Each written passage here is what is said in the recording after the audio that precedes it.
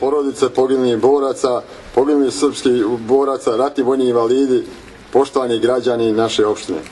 Boračka organizacija i građani opštine Bosanski Brod današnji dan 3. mart obilježavaju i sjećaju se iz godine u godinu kao dan kada je srpski narod opštine Bosanski Brod 1992. godine na zakonit način pružio otpor i dao odgovor naoružanim Hrvatima i muslimanima koji su bili organizovani u paravojne, odnosno terorističke formacije.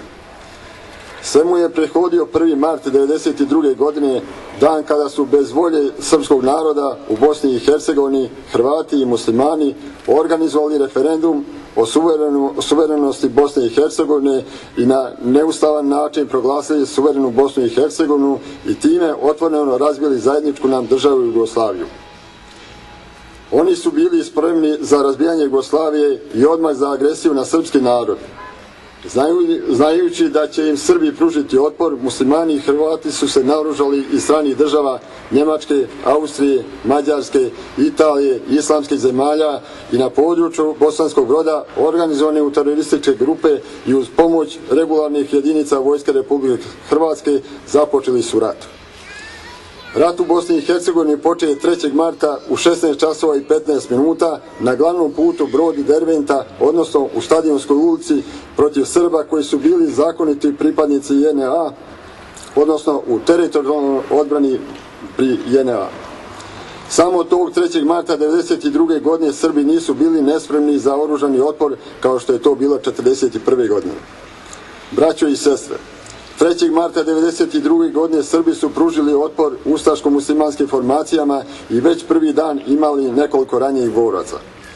Kako mi imamo običaj reći, a to je istina, 3. mart je bio samo uvod za najstrašniji zločin koji se desio na području opštine Bosanski Brod, a to je sijekovački pokolj nad Srbima koji su počinili pripadnici Vojske Republike Hrvatske i hrvatsko-muslimanske terorističke formacije iz Bosanskog Broda. Sijekovac se desio, to svi znamo, 26. marta 1992. godine. Važno je napomenuti da se dan ranije, 25. marta 1992. godine, održao se zajednički molitveni skup na kojem su učestvovali vjerski velikodostojnici Srba, Hrvata i muslimana.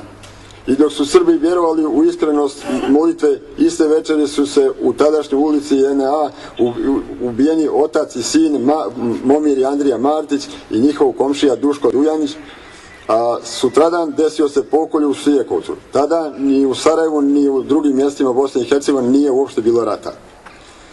Nakon Sijekovca u Bosanskom Brodu sve su nade za mir propale.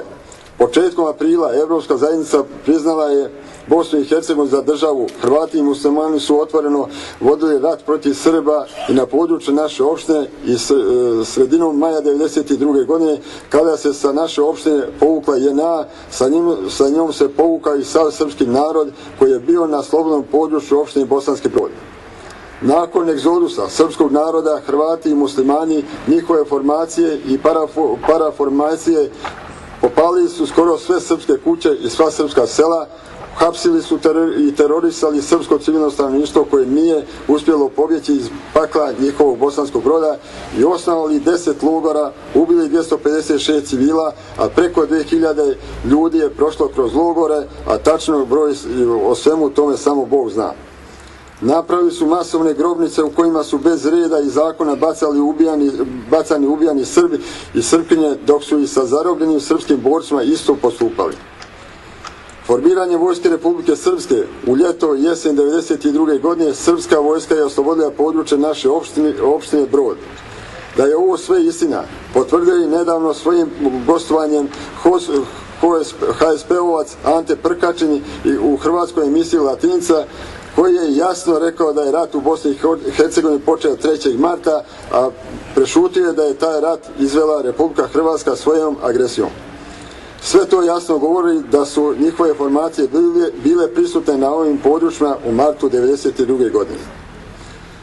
Ovo je samo mali opis onoga što se dešavalo našem narodu i zbog toga mi Srbi moramo jače kriknuti i hrabro objaviti i na svakom skupu ponoviti da svi znaju, a to je: Rat u Bosanskom Brodu, a samim tim u Bosni i Hercegovini započela je Republika Hrvatska, koja je još bila u sastavu SFRJ agresijom, i to 16. septembra 1991. godine, kada je granatirala sva srpska sela i kada je pala srpska prva žrtva Vojislav Goranović u Klakaru na radnom mjestu u Ciglani.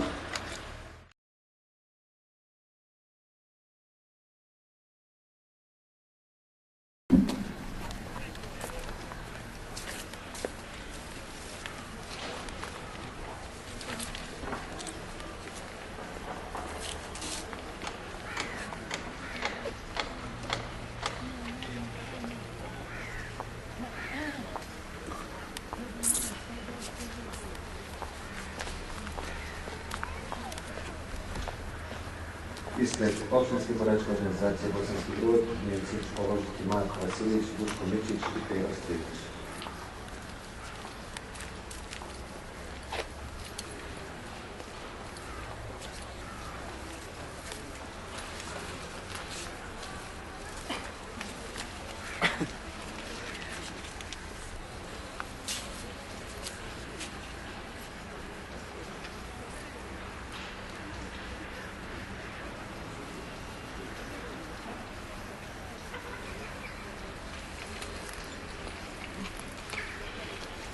Ispred opštinskog odbora SNSD-a Bosanski Brod Vijenac će položiti Stojan Tadić, Simo Panić i Miloš Tržan.